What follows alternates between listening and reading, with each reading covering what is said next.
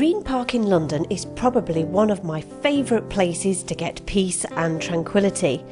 Until 1667, Green Park was a famous duelling site, until Charles II decided to expand it by a further 40 acres, enclose it and stock it with deer.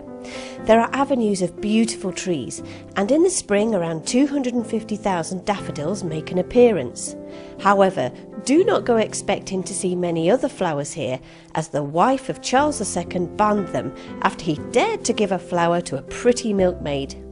The area in and around Green Park is steeped with history, and the Park Lane Hotel in Mayfair, situated close by, is no exception. As you step within those wonderful shiny revolving doors at the Park Lane, you sense that you are stepping into a place which is truly magical. Few places have the ability to make the hairs on your body stand up or get your pulse racing, but for me the Park Lane ticks so many, if not all, of my boxes, and it is certainly a place that if you do not wish to venture inside London, then you have a lot to do at your disposal. The hotel, with its fabulous Art Deco architecture, manages to be sophisticated yet retains a warm and friendly atmosphere. This extends through to the guest rooms, where you are greeted with facilities such as television with on-demand entertainment, high-speed internet access, along with luxuries like the bathrobes and slippers, super comfortable beds, and not forgetting the marble bathrooms so you can soak, relax and unwind. Even the services to the room, which include in-room spa service, dining and movies, are all designed to give you a personal and unique experience.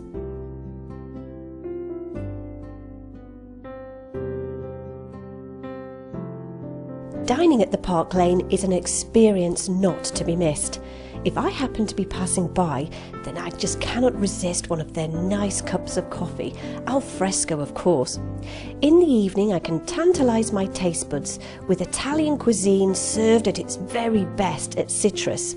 However, there is one thing you must do when you come to the Park Lane, and that is to take afternoon tea at the Palm Court. The atmosphere is truly sensational. For me, it's not just about the superb food, but the harpist playing in the background and the tinkling of china cups is, well, completely soothing. So, whilst I make the tough decision whether to go for the Churchill or Art Deco selection for my afternoon tea, I will introduce Sarah Hartnett, who is not only the Park Lane chef, but is also an award-winning pastry chef. Hello, my name is Sarah Hartnett. I'm the pastry chef here at the Park Lane Hotel. I've been here about 6 years now, and I'd like to talk to you today about afternoon tea, which is an integral part of any pastry kitchen, and it's something that we really pride ourselves on doing well. The types of pastry that we make vary on a daily basis. Because we make them fresh every day, we have a choice of using lots of seasonal fresh produce, which is always great to use, particularly when something's in season and it's a lot more tasty. We have 5 types of pastries every day on our afternoon tea trolley, and we like to vary the choices that people have. So we always have a chocolate type of pastry, whether it's a mousse or a cake. We always have a mousse. We have something fruity like a fruit tart or a frangipane tart with some fresh apricots. We also have cakes and mousses and different bavours and possets as well that we like to use. This gives people a really good choice of the kind of thing they'd like to have, and normally most people have 2 or 3 pieces when they finish their sandwiches and scones. The sandwiches we offer on the afternoon tea pastries, there's also 5 types. We also offer vegetarian selection, and we do cater for special dietary requirements like gluten-free, nut-free, dairy-free, because everybody has different requirements these days and you need to keep up with the things that they need.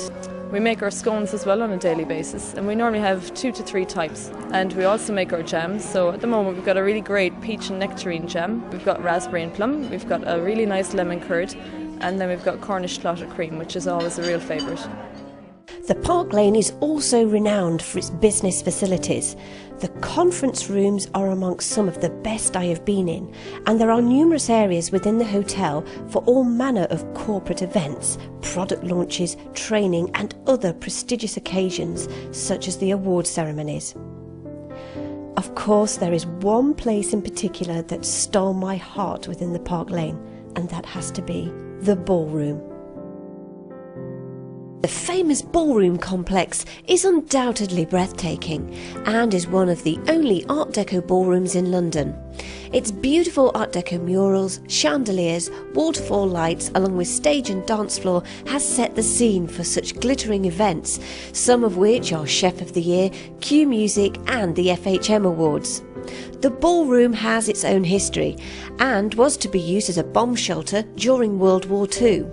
If the Houses of Parliament and the Cabinet War Rooms were ever destroyed, then the ballroom would have been used as the emergency parliament during the war.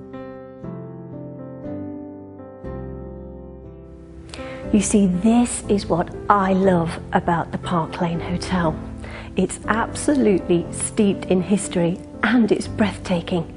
Just take this room for instance, and it's called the Silver Gallery, and if you look closely at the walls you will find squares of silver leaf, and I must admit it's absolutely beautiful. And of course the place is full of history. Just take the corridors for instance. Some of the corridors are a lot wider, and that's because ladies in bygone years with their beautiful gowns could walk side by side without even touching each other. And then there are other corridors on the upper levels, and they are even more smaller, and they used to be the servants' quarter. You see, and this for me is what is important. You're not just stopping in a hotel, you are getting a real piece of history. The Park Lane's location is another reason to stay. Not only have you got Green Park close to hand, but also fabulous shopping at the likes of Piccadilly, Knightsbridge and Bond Street, as well as the theatres with a wide variety of shows in the West End.